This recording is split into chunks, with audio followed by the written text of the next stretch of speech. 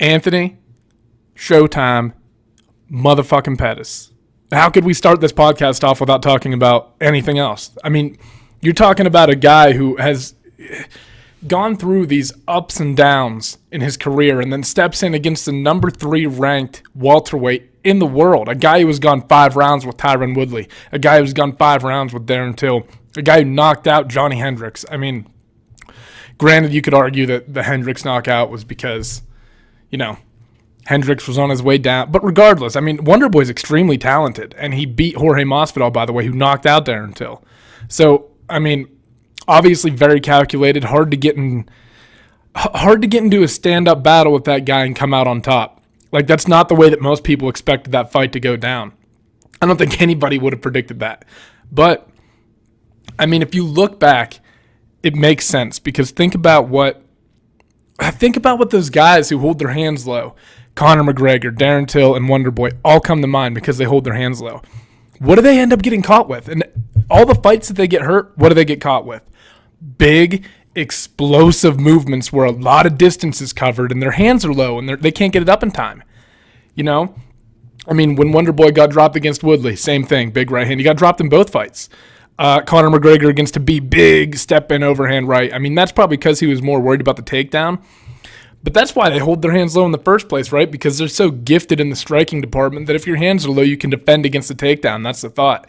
But the problem with that is, I mean, when you explode into like a big overhand right the way Khabib does or the way that like Woodley throws his, and what that does, especially when you have power. I think in Conor's case, I don't think he saw it coming. I don't even think he expected it. But with like Woodley, that's coming. But when they throw that, especially when someone like Woodley throws it, it forces you to respect it because there's so much fucking power behind it. And, look at how Jorge Masvidal caught Darren Till. Big step in overhand left, right? I think it was a left.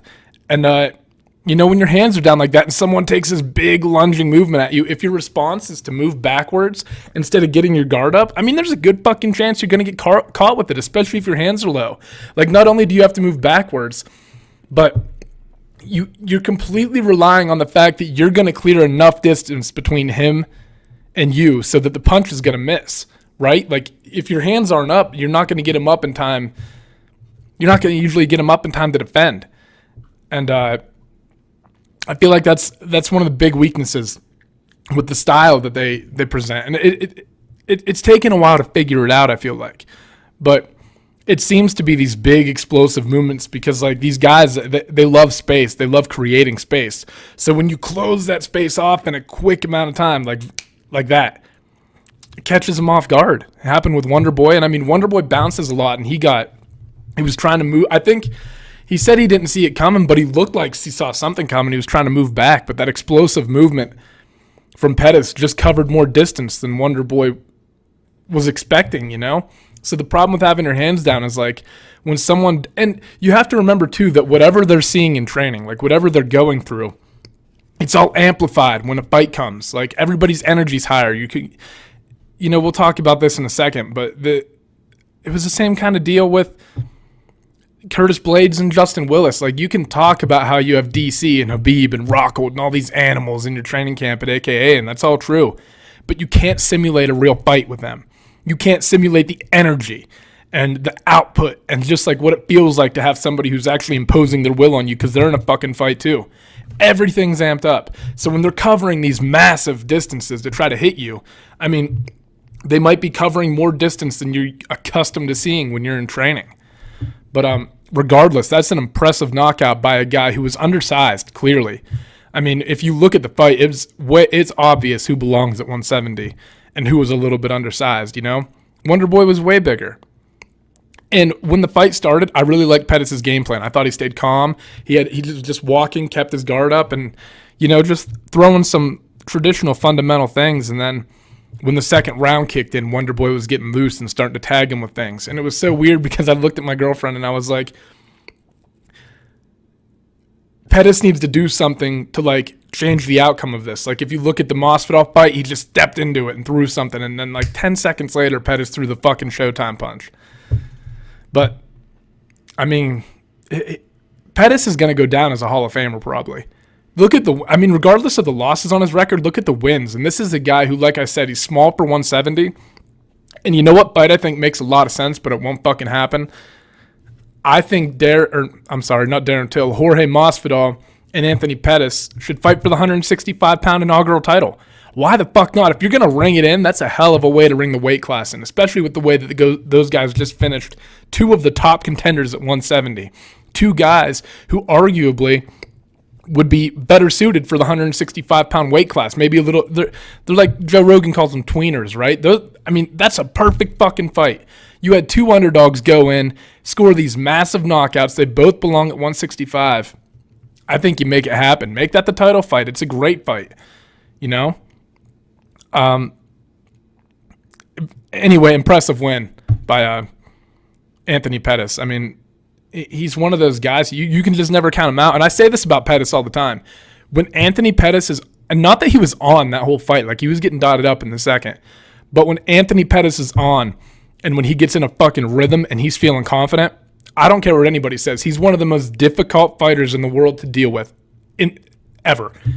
He's able to mix things up so well. And then, you might think that the response is to take him down, but he's got like 9 submissions and most of them come off his back. His guard is incredible and extremely slept on. If you look at the triangle that he hit on Michael Chiesa, just like subtle little things that he does right, like he locks the triangle up and then Chiesa postures up and he shifts his balance just a little bit, gets under the leg. And I mean, his jiu-jitsu is beautiful. Pettis is slept on, and he is a person though, who if you get in these gritty fights with him, you can break him. And you can kind of like, but Wonderboy, like he that's not his style. His style is not that Tony Ferguson, Max Holloway, like it's just not his thing. Rafael dos Anjos, like they don't fight the same way. So, I understood that Pettis was an underdog, but the fact that he was that big of an underdog surprised me. I mean, Pettis is still as game as they come, and obviously now you're talking about a guy who, if he wants to stay at 170, I mean, he just knocked out the number 3 guy in the world. Where else do you put him? If that's where your bar is and he just cleared that bar, he's got to move up in the rankings, right? I don't think he deserves, I'm not saying Pettis deserves a title shot at 170, but I do think that he deserves like I think the Masvidal fight makes a lot of sense. But we'll fucking see. I don't think he's going to fight Ben Askren because I think they're boys, right? But anyway, let's move on from Pettis and talk about other big news. Conor McGregor retiring, right? Retiring. And I don't know what he's going to do.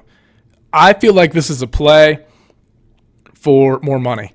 And you know that they were going back and forth about him not headlining a card. Cowboy Cerrone ends up taking a fight with Ali Aquinta because Conor wouldn't accept the fight with him without headlining it, which, by the way, let him headline. It's Conor fucking McGregor. I don't care who you put on that fucking pay-per-view. They're not going to sell the numbers that Conor's going to sell. Even Khabib. You know what I mean? Like, as great as Khabib is, he's not going to sell what Conor sells on pay-per-view. He's just not going to. So, for you to take that fight and not make it a main event is it's ridiculous. It's Cowboy and Conor McGregor.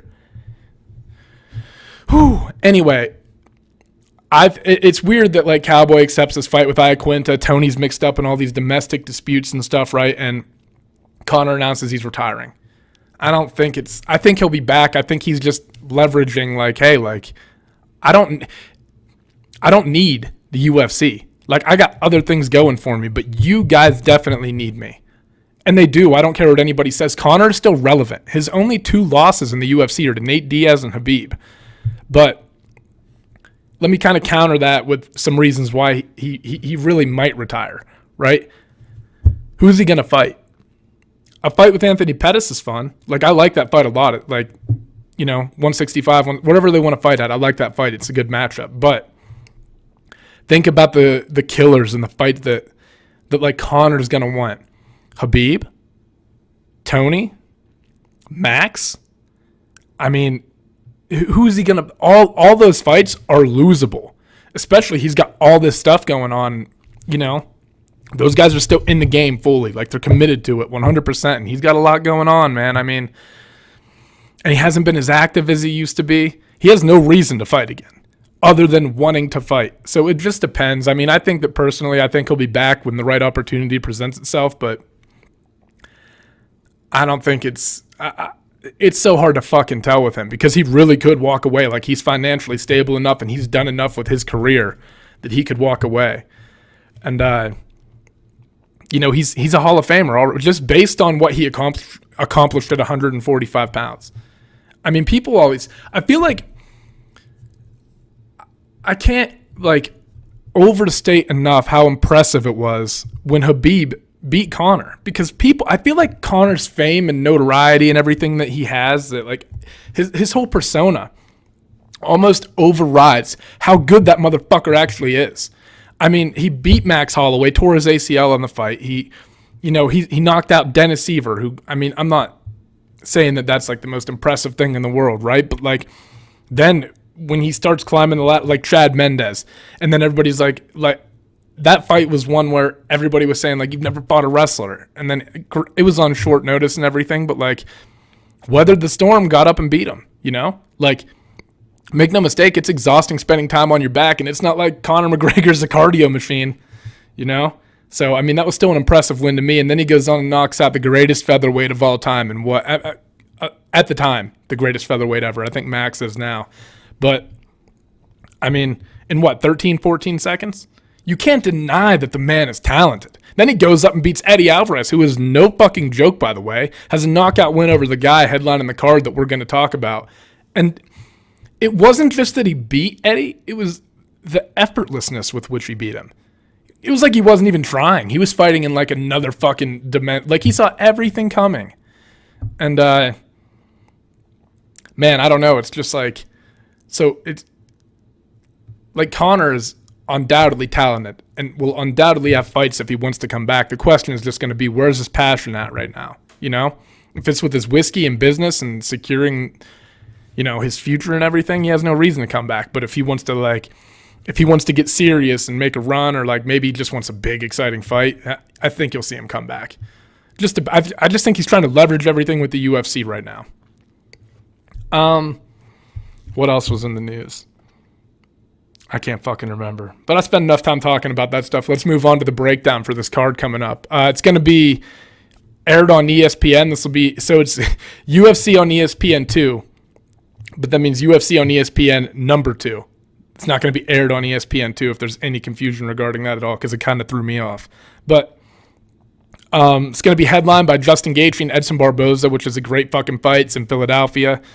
Main card starts at, I think, like 7 p.m. Eastern time. And the first fight on the card is going to be between Shaman Marias and Sadiq Yusuf. I hope I'm pronouncing the fucking names on this card right. I'm afraid to pronounce. I think I've got most of them, but the next guy, Kennedy and Sheikhou. Fuck, man, I don't know. I'm just gonna call him Kennedy when we get there. But anyway, the matchup going on here is between two pretty high level strikers. I mean, the only guy that Marias has ever lost to, or two guys, I'm sorry, he's lost to Zabit in the UFC, who is, I mean, one of the most promising contenders in the world right now at 145 pounds. And then he lost to Marlon Marias earlier in his career before he entered the UFC. And Marias is now going to be fighting for the 135-pound belt against what looks like Henry Cejudo.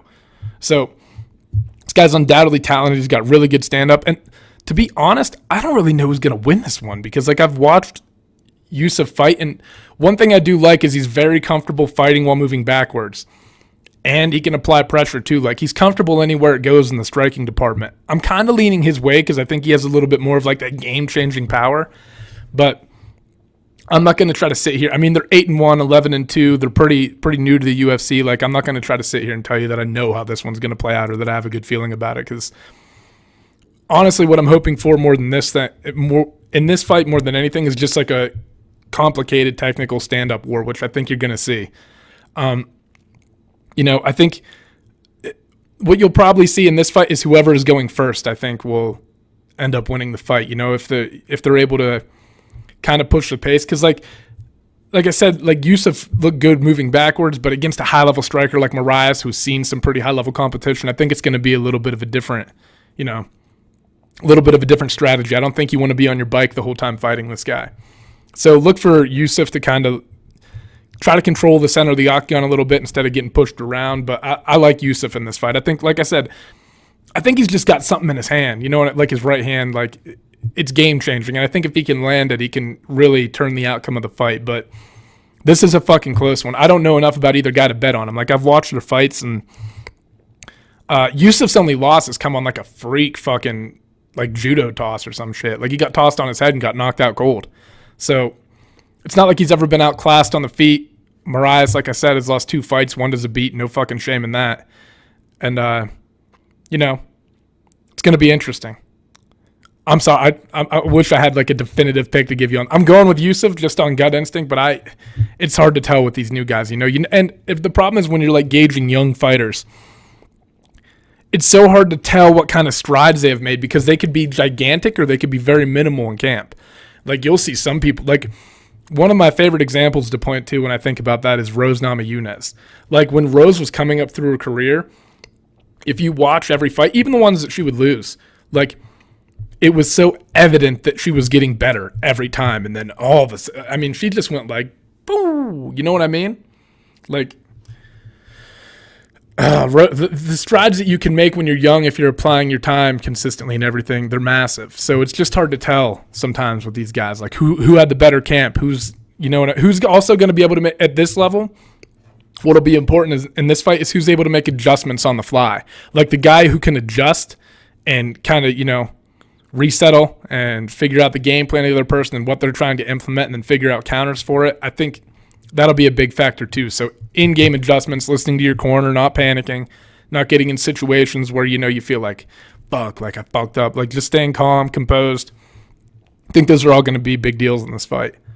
But let's move on to, here we go, Kennedy in Nzechukwu.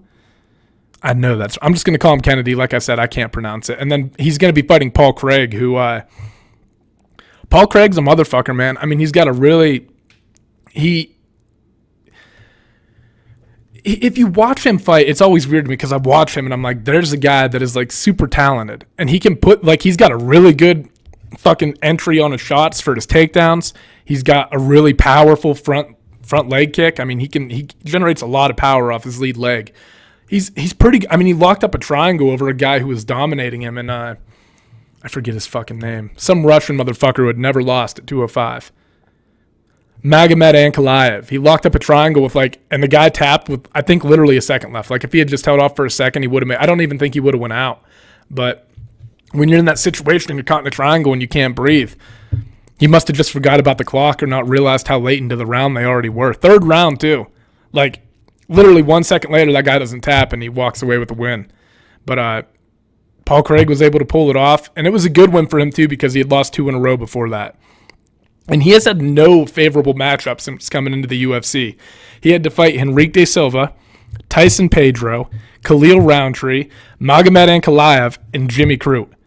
I mean, he lost to Khalil Roundtree. He's 9-2, and then he has to go on and fight an undefeated guy and Magomed Ankalaev. And probably kept his UFC dreams alive with that fight. But, you know, then you watch him fight Jimmy Crute, and it's like he gets overpowered, but it's so weird because he locks up a triangle against a guy like Ankalaev who's, I mean, smothering on the ground. Great ground and pound. So I don't know. It just, to me, it's like when I watch Paul Craig, he looks like a guy who has all the tools, and he just needs to figure out when to use them, if that makes sense. And the kid that he's fighting, Kennedy, has a lot of potential.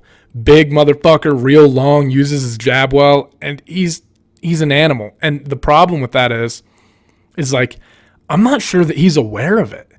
Like, I thought Paul Felder, I think it was calling his fight the one time and made a really good point, but like, it's almost like he hasn't figured out how strong he is or how he can utilize he's almost too nice in there. I think a little bit of confidence is going to take this guy like a long way, you know? So again, one of those young guys, I mean, this guy's like 6 or 7-0 or something like that. And it just depends on like those strides. For this kid, I don't think it's about any like physical strides that he has to make. I like how he throws things, you know, he takes his time, but he almost takes like too much time, you know? So I think if he can clean that part up and just gain some confidence in what he's throwing and, you know, keep control of the situation, I like him to win this fight, but you got to consider, I mean, he was on the Contender Series twice. He won the first one. Pretty dominant, or not dominantly, but I think he lost the first and then came back and won the next two. Against a guy who was a big favorite. Then they were like, all right, we need to see a little more. Goes out and gets 2 knockout wins, then comes out and knocks a guy out in the first round in the Contender Series. But now, it was like, okay, he experienced the Contender Series, got a couple more fights, and then came back and did the Contender Series again, right? So his nerves are probably a little bit more settled down than the first time he was on there. But now you're fighting in the UFC. And not just in the UFC, but on an ESPN card. Not ESPN Plus, like ESPN, the big network. Man, sometimes it's a lot. And, you know, if you got a guy who looks like he knows what he's doing, but he's just like, he's trying to figure things out when he's in there. You know what I mean? And I think if he has confidence in himself, he's got a really good chance to win the fight. But if not, Paul Craig he's pretty well-rounded. I think he's going to be a complicated guy for him to deal with. I like Craig in this fight based strictly on the fact that this is Kennedy's UFC debut. I think he absolutely has a chance. I think that he's very promising. I think he does a lot of things well. But I just think that Craig is going to be able to mix things up and make this a tough fight for him. And under the big lights, it's a lot to ask for. I'm not rooting against. I mean, I listened to the guy, and I don't hope Paul Craig loses, but like, I don't hope for this guy to lose either. You know what I mean? He's trying to like make a living for his family and everything, and I just don't think he's going to have what it takes to pull it off on this particular night. You know what I mean? Like I said, looking forward, very promising, but right now, I'm kind of leaning towards Paul Craig on this one. Unanimous. I think it'll be a decision. I think this kid will be able to survive, but you know, I think Craig just over the course of the fight, just being in there a few more times, it's going to matter, and we'll see, though. We'll see. This whole entire fight card is filled with good fights. I mean, the next fight on the card is a strawweight bout between Karolina Kowalkiewicz and Michelle Waterson, another close one. And weirdly, the odds are pretty close on this. I'm kind of leaning towards Karolina. I just think that, like, if you watch Michelle, she got into a fight with, like, Tecia Torres and, like, got into positions on the ground where Torres was, like, on top of her and winning the positions. And, you know, that's bizarre because I've seen Tecia Torres go for an armbar on the wrong side. Not that she hasn't made strides. Like we were just talking about young fighters making strides, but it's just not her wheelhouse. Tecia Torres is a really good striker. And, you know, you see Karolina go to the ground, and she's very savvy down there and knows what's going on. Very good in the clinch. Throws a lot, kind of dirty in the clinch. Like, she's this cute-faced little girl, right? Like, looks like she wouldn't be a badass, and then gets kind of dirty in the clinch and starts throwing some elbows and stuff. I think Karolina's just going to overwhelm her. I don't think that, like, Michelle's going to have what it takes on the feet, and if she tries to go to the ground, I think Karolina's so competent down there that she's just going to be able to negate any offense that Michelle's going to try to mount. You do have to watch with Michelle Waterson. She has, like, a great head toss, you know? Like, she gets people in that headlock and fucking tosses them on the ground, but I just don't see her catching Karolina in those positions. I think this is in my opinion, I think this is going to be a pretty dominant win on Karolina Kowalkiewicz's end. And I just think she's got too much to offer in this. She throws a lot of volume, a lot of combinations. A lot of girls have trouble dealing with it. And, you know, her losses are to who? One's got to be to Joanna. One to Andrade, knocked her out cold. But Jessica Andrade is a fucking animal. That fight between her and Rose when it happens is going to be a war. Because Jessica just marches forward. And she's been on she's been looking unstoppable lately. So, like, that's not a bad loss for Karolina. I think when you watch, like, Jessica Andrade fight, she's clearly the number one contender in that weight class. Like, that's not a bad loss. And who else has Karolina lost to? Claudia Gadelha, she got submitted by her. But again, like, that kind of Claudia Gadelha and Jessica Andrade, they kind of have that same style, like, head down, marching forward, throwing shit, like, pretty savvy with their takedowns and stuff. You know what I mean? They can wrestle. I just don't think that, like, the way that Michelle is going to get this fight to the ground, or, like, the way that she's going to threaten with things is not going to be the same as, like, an Andrade or, you know, a Claudia. She's going to be trying to keep her distance and, like, striking at things, you know what I mean? Trying to get in, get out with her strikes, and then, you know, maybe look for some opportunity. I just think that Karolina's a little bit better everywhere, in all honesty. I like her in this fight. I like second round KO or like submission or something. I think she'll be able to get her out of there and finish her, but you never fucking know. I meant to close the fucking tab on here, and I just closed the whole fight card out. Who's next?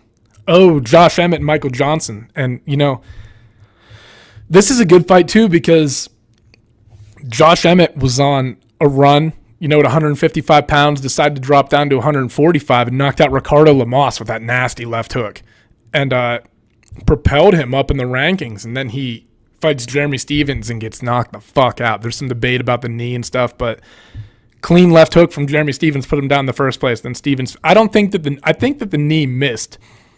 And even if it did, I don't think it was enough to like impact the fight. But man, Jeremy Stephens is a fucking animal. And that was the fight that I picked Emmett to win in. I just thought that like he was so promising coming up, and when he fought Lamas, I was like, God damn, man, this guy's a problem. He's got good forward pressure, good head movement, real power in his hands, real like densely built core, solid, hard to take down. Trains an alpha male, so his wrestling's on point. But he's fighting Michael Johnson, who's a guy who Michael Johnson is one of those other guys who like, if you look back through his career and some of the wins, you'd go, what? Like, what the fuck? He beat that guy? Like, he's beat Tony Ferguson. He's beaten, I got to look at his record. Dustin Poirier. Edson Barboza. Gleison Tebow. Joe Lozon. Danny Castillo. I mean, he's been fighting the who's who in this division for a long fucking time. He's got some big losses, though, too, and it's like, Khabib, understandable, like the Darren Elkins one, I thought Michael Johnson was going to win that, but like, if Johnson's on, he's a lot like Pettis in this way. If he's got lightning fast hands, and if he's on with those, like the way that if he's like applying pressure and he's able to dot you up, he's a hard guy to deal with. But for whatever reason, just, he reminds, and I've obviously never seen him train, but he reminds me of one of those guys who probably fucking shines in the gym, and then for whatever reason on fight night just doesn't always put it all together. I mean, he's a phenomenal talent. Michael Johnson's a lot of fucking fun to watch when he's on. Like when he's really like getting his box, throwing his combos together and landing. Super talented. Can hang with anybody in the division, But this is a tough fucking fight because you got to consider like, when you're in Josh Emmett's, like, if you're in his position, what do you do? Because you got knocked out pretty fucking brutally. I think taking time off is smart. But when you take time off, it also means that you're not in the octagon participating, and Michael Johnson has been. He just picked up a win over Artem Lobov. I'm taking Emmett in this fight just because I think that if he can mix in his wrestling and keep the fight and keep pressuring Johnson backwards, mix some things up, I think he'll be able to mix things up more. I think you'll see him pick up a win, but this is a tough fight because, I mean, got to be careful with Michael Johnson. He can rock you. And, we've seen Emmett get caught now, so that they're going to be looking to expose that. Fuck, I'm still going with Emmett. I don't know how, but this is a tough fucking fight card to pick. Like, I mean, every single fight could go either way on this card. This is a really fucking great card. They've been doing a really good job of putting good, like, lineups for at least for the first ESPN card. And in my opinion, this one's going to go pretty well too. But all right, let's move on to the co-main event, which is a middleweight bout between David Branch and Jack Hermanson. And David Branch, another guy who gets kind of slept on, almost knocked Luke Rockhold out when they fought, knocked out Thiago Santos, light heavyweight and middleweight champion at World Series of Fighting. Like, this guy's, he's no fucking joke. He's a vet. He's not a slouch. And really, until the fight went to the ground, I thought he was beating Rockhold up pretty good, applying the pressure, constant volume, David Branch is a motherfucker. But he's fighting Jack Hermanson, who is, he bullies a lot of people around, especially on the ground and stuff. Like, you see him lock up a guillotine when he fought, who the fuck did he fight? Mearshart? Was it Gerald Mearshart? I think he locked up a guillotine on him. And he's got a loss too. I should have notes taken on this, but I just haven't this week. I've been doing my fucking masters and shit, so I'm behind on this. I'm sorry. But I haven't done one of these in a few weeks, so I wanted to get one out. Like, I was just watching their fights, but usually I write this down, so I've got it all organized, but you guys are going to have to deal with a little bit of chaos today. Thiago Santos knocked him out. That's right, but that's not a bad loss. I mean, Thiago Santos is looking like a title contender at 205 pounds right now. Yikes, this is a tough fight too, because you've got this kid who's, I mean, undoubtedly talented. Like, fuck, I'm going Branch. I've doubted him before, and I don't know, man. I just got like gut feelings about this fight. Like, I'm almost like, I'm not positive about Yusuf and Marias. Kennedy and Craig, I'm pretty confident in Craig just because, like I said, Kennedy's debut. Pretty confident in Carolina. Pretty confident in Emmett. Like, on paper, these are all extremely close fights, and it's hard to tell, like, tactically, like, what each fighter is going to have to do to win. And I just haven't seen a lot of Jack Hermansson fight. Like, I've seen, like, 3 or 4 of his fights, you know, so, I mean, I think if Branch is able to apply pressure and stuff and keep this fight from going to the ground, he has a good chance to win. And when you watch Hermansson fight, he likes to bounce around a lot, you know? I think that'll, over the course of a fight with a guy like David Branch, who's a veteran, I think that'll kind of play into Branch's hands if he can keep the fight on the feet. You know, keep this fight off maybe push Hermansson up against the fence or the cage or whatever, but I don't like trying to go to the ground with this guy. If he gets on top of you, he's pretty fucking relentless. But I think David Branch has a good chance to win this fight, but if I had to bet, I would bet on Branch, but I would not, I don't want to, I probably won't bet on this fight. Fuck, man, I don't know. I'm going with Branch, unanimous decision. Or split. I think it'll be a decision. I don't know if we'll be able to get Hermansson out of there. Because, like, if you look at what it takes to get him out of there, it's a lot. But fucking then David Branch, like, sleeps Thiago Santos. So who the fuck knows, man? I like Branch just because of the experience and the high-level experience that he's been getting. But, all right, let's move on to the main event, which is a lightweight fight between Justin Gaethje and Edson Barboza, and super exciting if you're a fan of fun fights. If you're a fan of fun fights, just go back and watch every fight that Justin Gaethje's ever been in. They're all fucking wars. Since he's gotten to the UFC, he's fought Michael Johnson, Eddie Alvarez, Dustin Poirier, and James Vick, right? And he's lost 2 of those. He beat Michael Johnson, lost to the 2 in the middle, and then knocked out Vick. And those are the only 2 losses of his career. And he's got this like crazy wrestling background that for some reason he just never utilizes. He must just like getting in wars, right? Which I don't think is the most intelligent way to fight, especially against a guy like Barboza, who's extremely fucking dangerous. But just because Gaethje has that in his back pocket, I think that he could use it to his advantage in this fight. But just like the type of person that he is, I don't know if he will. And to be honest with you, I don't know if he fucking needs to. I like Gaethje in this fight, and Barboza is extremely talented. And where Barboza is going to do well, and where he traditionally does well with people, is in space. He's explosive. He's a kicker, and you know he's if you start respecting the space and the striking of Barboza, you're going to get lit the fuck up because he's going to lure you into traps and he's keeping you at the range that he wants to keep you at. For Gaethje, also, these are 2 of maybe the best leg kickers in the entire game. So this is going to be an interesting battle going, you know, back and forth with these leg kicks and stuff. But this is what I think the difference is going to be. And it just depends on if Gaethje is able to implement his game plan or not.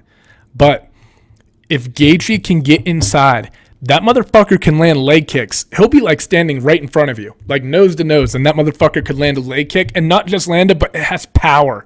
The amount of torque that he's able to get off on his leg kicks from these weird angles is bizarre. It's not normal.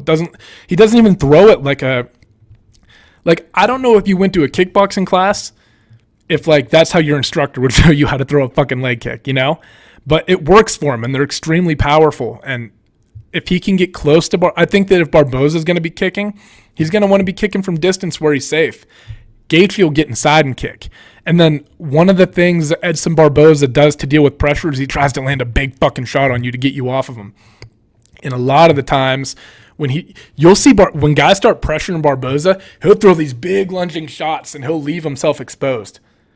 Like, he'll overcommit to the shot, and it lets him get pushed up against the cage. It lets him get countered. That's why when you see him getting these gritty fights with guys like Tony Ferguson and stuff, like, it's not he's a technical guy. He wants to stand back. He wants to dot you up. He wants to keep you on the end of his kicks and his punches and mix things up, and he throws with a lot of power and conviction. I just don't think it's a good thing to do against Gaethje. You know, the way Barboza wins this fight, maintaining distance, keeping Gaethje away, not letting him get inside, not letting him chop at those legs.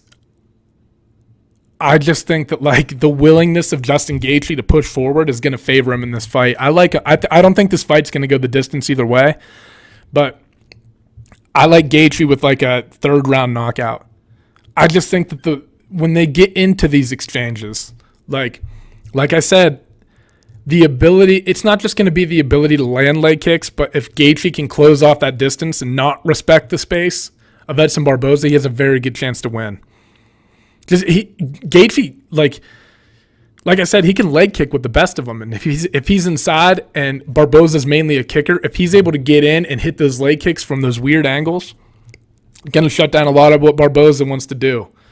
And if Barboza's implementing leg kicks from distance, it's good, but Justin can always lean on his wrestling if he has to. Whether he will or not is yet to be seen. I mean, I'd like to see it, right? I want to see him take guys down. I want to see how he does on the ground. Like, what if he dominates them? I'm just as interested. I'm interested in watching, like, what works. Don't get me wrong. I'm not complaining that Justin Gaethje goes in there and gets in these fucking crazy wars. But over the last 4 fights, I think he's given us enough for, like, if he wanted to take this guy down and beat on him and try his chances out on the ground, use his wrestling, I'm okay with that. You know, he's given us enough these last 4 fights. I want to see what he's capable of down there. Why not? And you're fighting a wrestler. It's a kicker. It's a great opportunity to implement your wrestling. I don't think he needs it, though. I think that Gaethje's style weirdly matches up against Barboza, and I think that you're going to see Gaethje get the finish in this fight. But, sorry, guys. I know this wasn't my best. I've been trying to, get more organized and get these out more often, and it's just like people talk about, like, ring rust, right? When I don't do these for a while, I feel rusty. Like, my analysis is not always as good as it should be, and, like, I'll forget things, or there'll be technical things that I'm observing during the fight, and, like, this is probably why I should fucking write it down, right? But, like, I'll glance over it, and after I'm done with it, I'll look back and go, fuck, I should have said this, and that. So, I need to just do it more regularly. So I'll work on getting these out on a more consistent basis for you guys. But I think that's going to pretty much wrap anything up. If you guys have questions, feel free to drop them below in the comments. Do my best to answer them. If you're watching this on YouTube, we're available on iTunes, and obviously vice versa. So, thank you guys for tuning in. Have a good one.